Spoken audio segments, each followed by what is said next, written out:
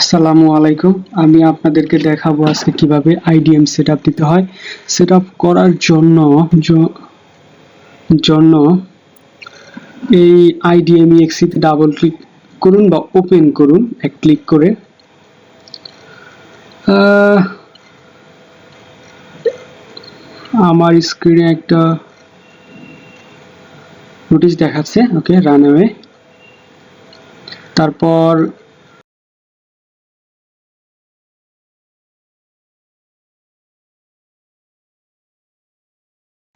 উম,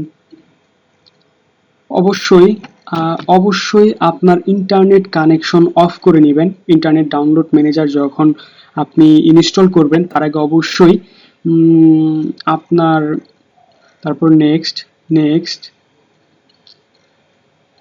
তারপর নেক্সটে ক্লিক করুন এবং ফিনিশে ক্লিক করুন। আচ্ছা, ক্লোজ করুন। এবার রেডমি টেক্সটটা পড়তে পারেন কি লেখা আছে এখানে, আর আমি আপনাদেরকে এই ফাইলটা দিয়ে দিব অবশ্যই। তো আচ্ছা, যাই হোক, এবার আপনি টাস্ক ম্যানেজারে যান, গিয়ে দেখুন এখানে আইটেমটা আছে কিনা। থাকলে অবশ্যই আমাদেরকে কেটে দিতে হবে। হ্যাঁ, এখান থেকে আইটেমটা এক্সিট করুন।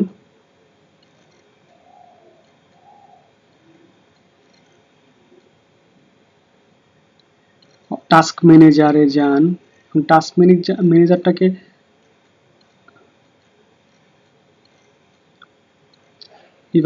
এইবার প্যাচে ক্লিক করুন। প্যাচ যে ফোল্ডারটা পাবেন আপনি সেই ফোল্ডারটাতে যান।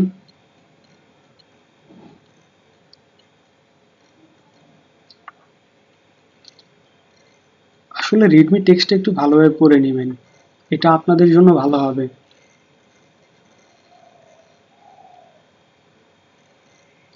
ওকে, প্রথমে আপনাদের যদি 64 বিট থাকে 64 বিটের প্যাচে ক্লিক করবেন।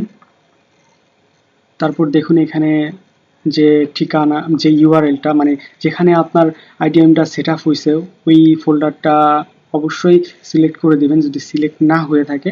সাধারণত সিলেক্ট হয়েই যায়, সো আপনাদেরকে আর করতে হবে না।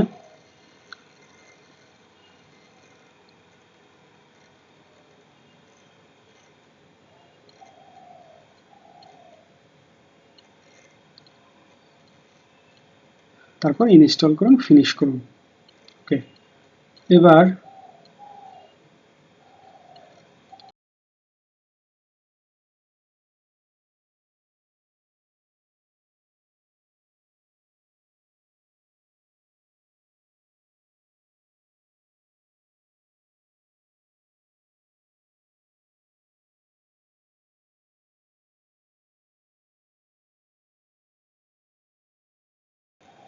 এবার কিতে ক্লিক করুন, রান করুন, ইয়েস করুন অ্যান্ড ওকে করুন। ওকে, আবার করুন কারণ এটা 2 টাইমস করতে হবে। ইয়েস করুন, ওকে করুন। এবার যদি আইডিএমটা আমরা দেখি, দেখুন ইনস্টল হয়ে গেছে, রেজিস্ট্রেশনও হয়ে গেছে। দেখুন এখানে রেজিস্ট্রেশনের যে লিঙ্কটা দেওয়া ছিল ওটা হাইড হয়ে আছে, তার মানে আমাদের আইডিএমটা ইনস্টল হয়ে গেছে।